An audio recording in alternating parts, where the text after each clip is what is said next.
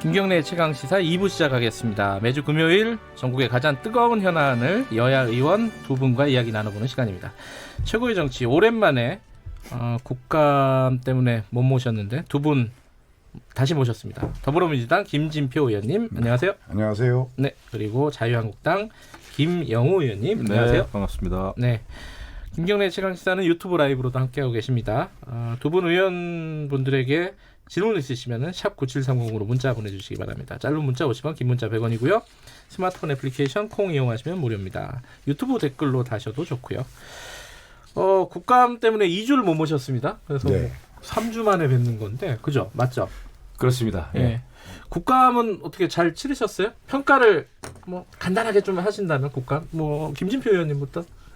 그리고 국감도 뭐 저는 국방위원회라서 네. 우리 국방위원회는 뭐 계엄령 사건이 마지막에 폭발했지만 통상 전례와 다름없이 잘 진행됐는데 대부분의 상임위원회가 다 조국 국감을 했다고 그러더라고요. 국방위는 조국 국감은 아니었죠? 우리는 아니었습니다.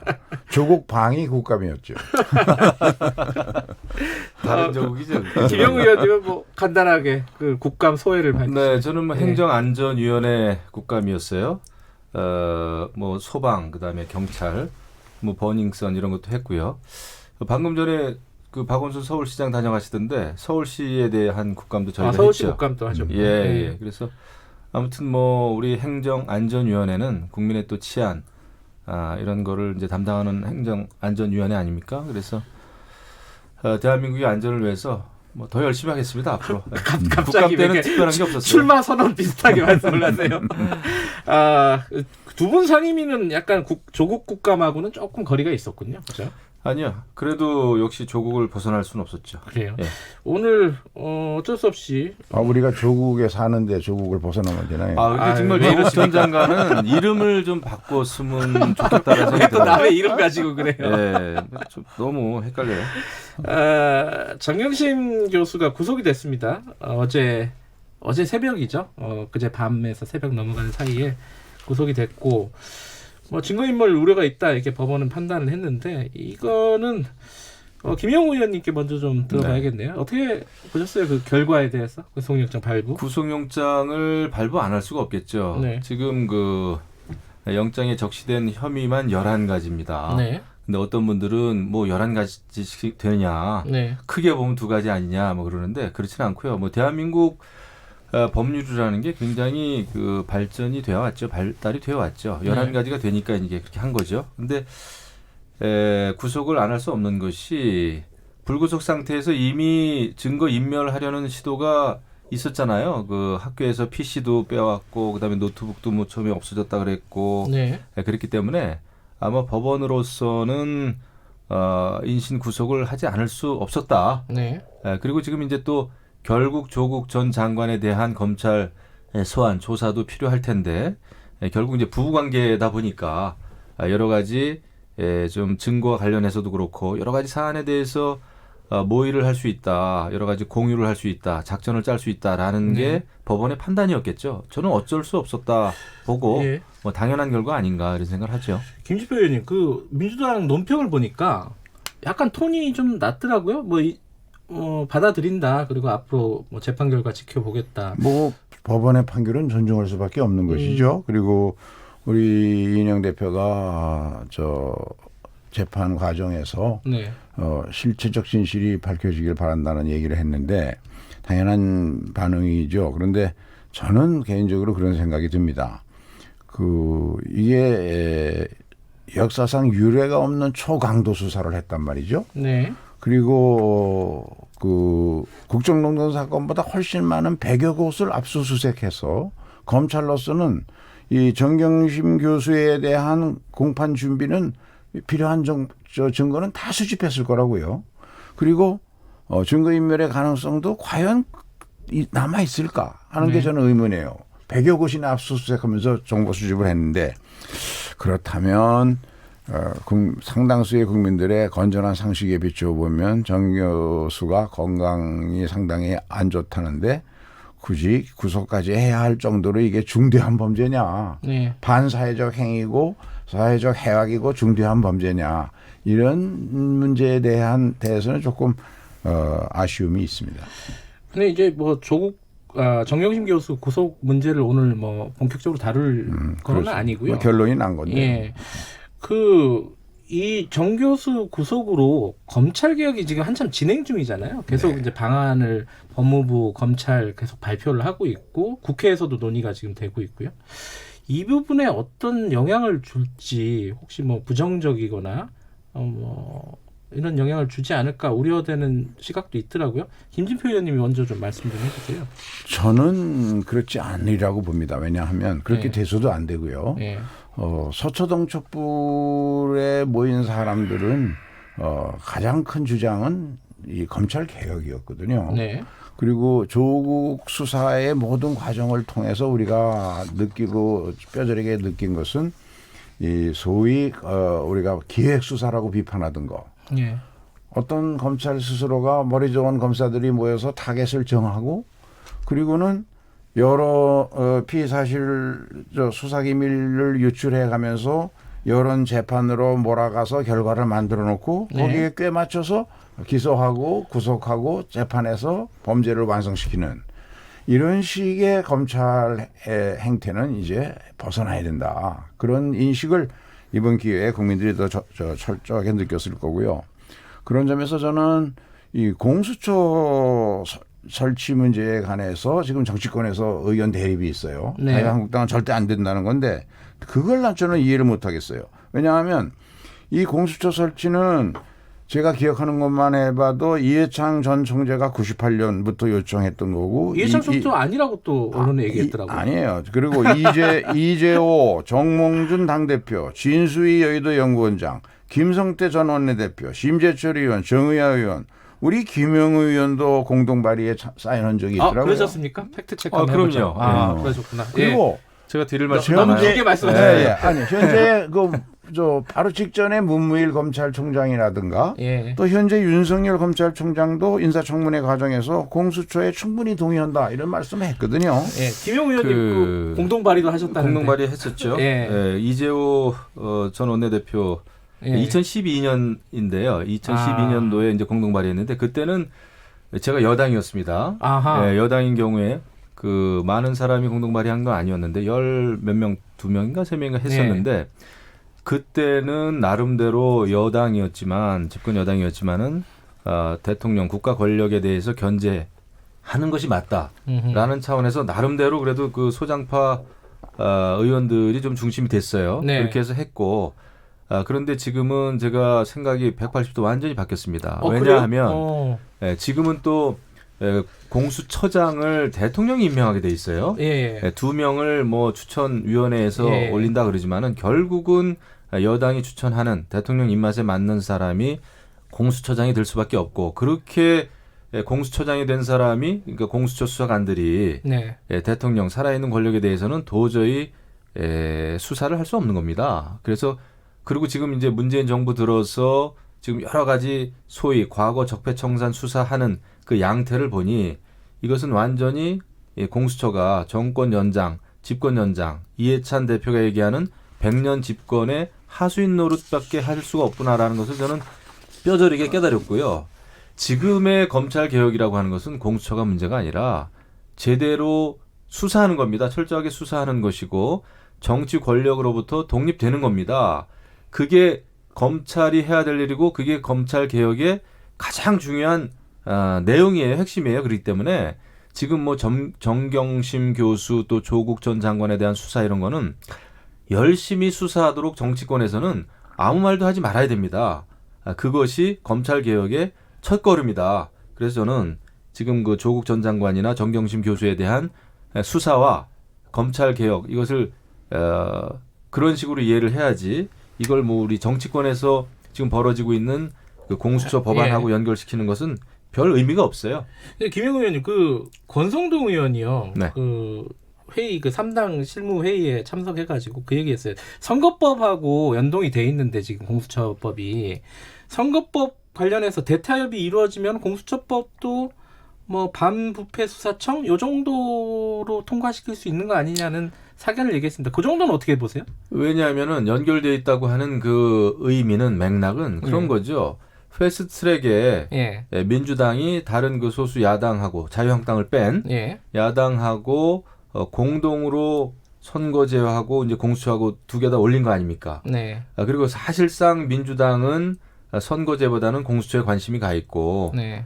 다른 또 거기에 그 힘을 합쳐줬던 다른 야당은 선거제에 관심이 있는 거예요. 예. 그렇기 때문에 선거제가 합의가 되면은 거기에 따라서 다른 야당도 그렇고 이제 그때 가서 이제 공수처가 좀 합의가 이루어지지 않겠냐라고 하는 이제 맥락이겠죠. 근데 그 두 사안 자체가 무슨 직접적으로 연관이 있다 저는 그렇게 생각은 안 해요.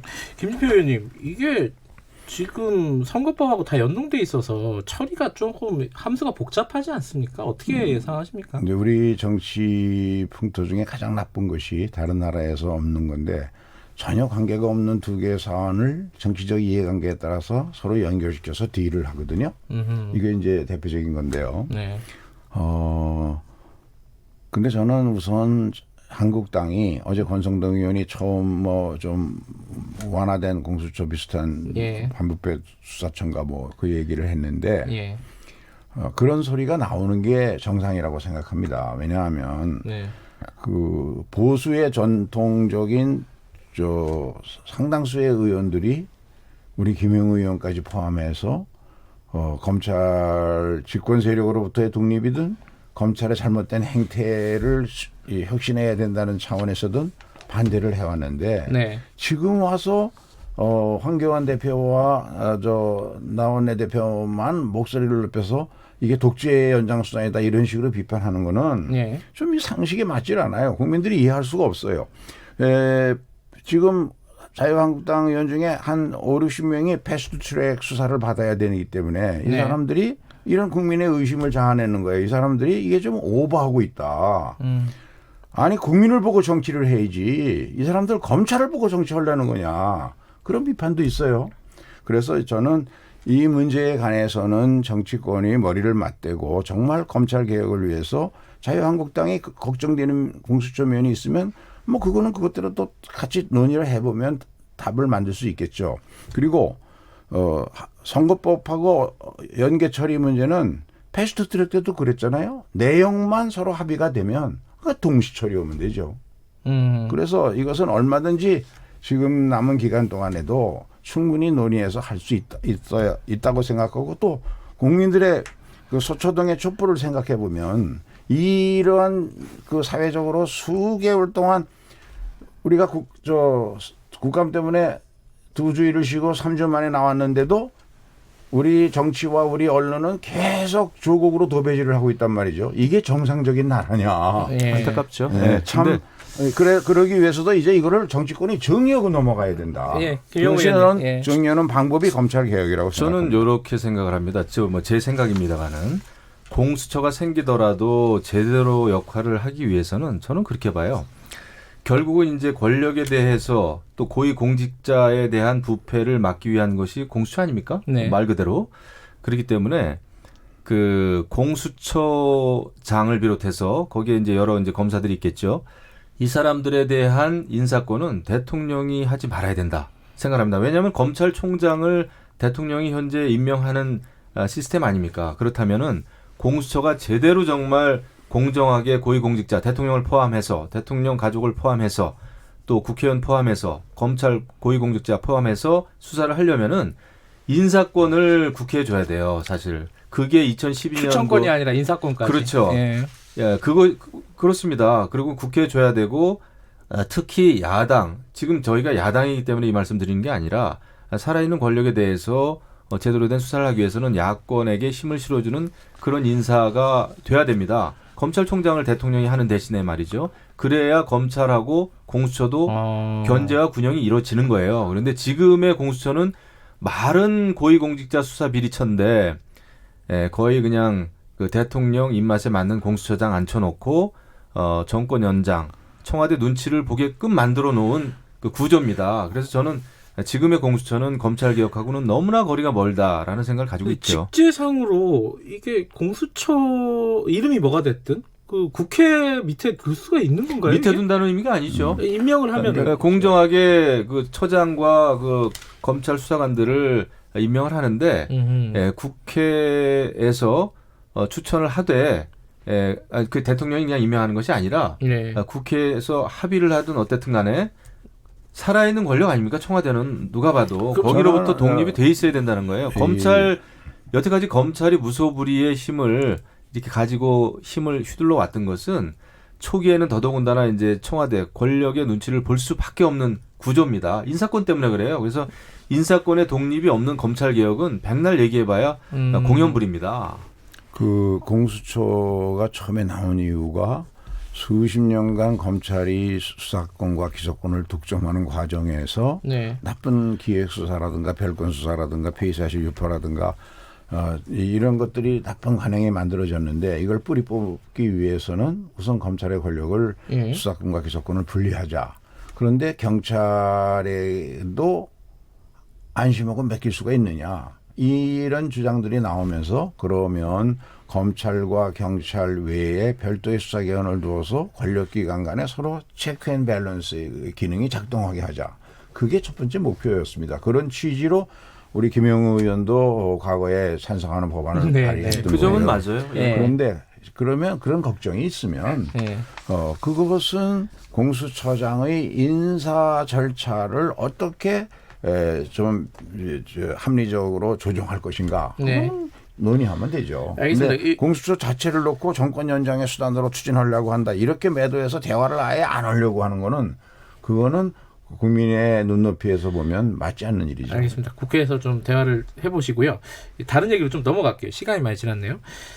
계엄령 문건이요. 네. 이거 뭐 디테일하게 다루긴 쉽지는 않을 것 같은데 지금 시간상 황교안 대표가 연루됐다라는 의혹이 뭐 시민단체에서도 나왔고요. 이거 여기에 대해서 자유한국당 입장은 뭐예요? 제가 그 잘 알죠. 예. 사실 그 제가 이제 국방위원장일 때도 계엄령 이 문건 뭐 나오고 그래가지고 그때 이제 주로 이제 이철희 의원이 이 문제제기를 많이 했는데 작년 말씀하시는 거죠? 네.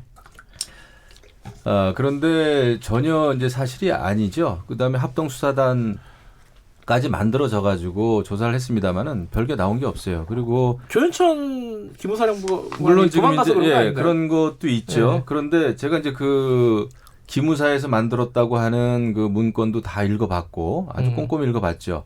그것은 지난 그 촛불 전국 때 혹시 있을 수 있는 만에 하나 헌법재판소가 그 탄핵을 받아들이지 않았을 때 탄핵이 이제 부결됐을 때에 대비해서 미리 이것은 그 비상 상황에 군이 어떻게 대처해야 되느냐라는 것이 준비가 됐었죠. 그거는 너무나 당연한 거죠. 우리가 유사시에는 뭐 작게 그 뭡니까 2050이 까먹었네. 검색 좀 해주세요. 모든 비상 상황에 군은 대비해야 되는 게 대한민국 군은 해야 될 일이에요. 그걸 안 하면은 의무 방기죠. 그런데 임태훈 그 군 인권센터 소장인가요? 사실 이거는 이제 뭐 어떻게 보면 이제 개인 그냥 연구 단체인데 항상 때마다 이런 것을 좀 들고 나왔어요. 과거에도 그렇고 제가 뭐 자료도 여기 많이 가지고 있습니다만은 전혀 확인되지도 않은 자료. 더더군다나 이번에 기무사령부에서 만들었다고 하는 그 자료, 그 제목부터 한자도 다 틀렸어요. 근데 요즘 군대에서는 한자도 제대로 많이 쓰지도 않습니다, 사실은. 근데 이것을 어떻게 짜깁기 해가지고 나왔는지 모르겠으나 겉장서부터 기무사령부라고 하는 그 한자도 완전히 틀린 자료를 가지고 나와가지고 황교안 당대표를 끌어들이는 순간 저는 딱 보고 이것도 제2의 김대법, 제3의 김대업이다라는 그 느낌이 딱 들더라고요. 알겠습니다. 김 대표님 국방위에 계시니까 잘 아시죠? 제가 지금 국방위에서 직접 감사를 받았는데요. 이거는 국방위 자유한국당 간사인 백승주 의원이 임태훈 군 인권센터장을 국감 증인으로 불렀어요. 근데 왜 불렀냐 하면은 지금까지 말씀하신 그 김영우 의원이 말씀하신 소위 기무사 문건, 지금 알려진 전시 개업 및 합수 업무 수행 방안, 이게 군사기밀 같은 건데 이걸 왜 언론에다 공개했냐? 이걸 따지려고 부른 거예요. 그런데 이 군인권센터장이 나와가지고 그 전시 개업 및 합수 업무 수행 방안은 이건 가짜고 원본이 따로 있다 하고 원본을 먼저 공개하고 나온 거예요. 그 원본이 현 시국 관련 대비 계획인데 두 가지를 제가 비교를 해보니까 지금 그 김영우 의원님 말씀하신 그 내용보다 훨씬 상세하게 군부대 동원 계획 이런 것까지도 있을 뿐더러 네. 모두의 어떤 게 있냐면 국무총리 그리고 NSC 위원장은 다 대통령 권한대행 황교안 당시 그 대행이 맡았던 일이고 NSC 회의를 3번이나 했어요. 황교안 대행이. 네. 그런데 NSC를 통해서 내각 내에서 계엄 선포의 필요성을 그 분위기를 만들어야 한다 네. 하는 그런 구체적인 방법론이 적시되어 있고요. 그 다음에 국회가 소집되어 언론은 일반 언론이나 인터넷 언론이나 어떻게 언론을 차단시키고 통제할 거냐 하는 구체적인 방법까지 나와 있고 그리고 그 계엄에 반대하는 국회의원을 최대한 현행범으로 체포해가지고 국회가 계엄 반대 의결을 하는 정족수에 미달하게 하라는 전략까지도 써놨어요. 그래서 이거는 만약에 이 문건이 사실이라면 상당히 심각한 문제다. 그래서 여야 의원이 공히 국방부 장관 보고 그리고 이제 이러한 일들은 우리 군 직제상으로 보면은 합참의 계엄과가 있습니다. 네. 거기에서 만드는 게 정상이에요. 거기에서 만들었다면 별 문제가 될 게 없는 거예요. 그런데 이거는 그런 공식 조직을 통한 것이 아니라 그 계엄 사령관 외국으로 도망갔다는 조현천 씨인가 그 사람을 한테 맡겨가지고 만든 거거든요.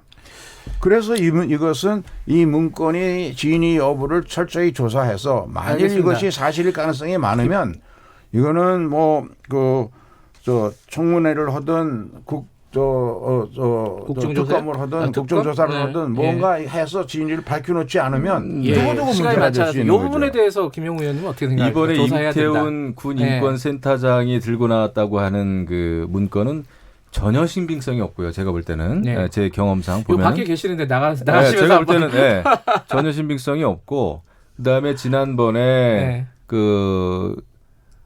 방금 말씀하신 여러 가지 촛불 전국에서 그 비상 상황이 벌어졌을 때에 대비해서 만들어졌다는 그 문건은 네. 굉장히 합리적으로 만들어진 문건입니다. 제가 처음부터 끝까지 다 읽어봤는데 알겠습니다. 그것은 대한민국의 치안 또 국민을 보호하기 위해서는 군이라면은 당연히 제가 아까 말씀드린 게 이제 그거군요. 알겠습니다. 작게 501호 삼부에 또 작게 일치- 502구인데 그런 3부에서 것처럼 뵙겠습니다. 대비를 두 분 안 하면 안 모두 되는 거죠. 고생하셨습니다. 자유한국당 김영우 의원, 민주당 아무도 흔들 수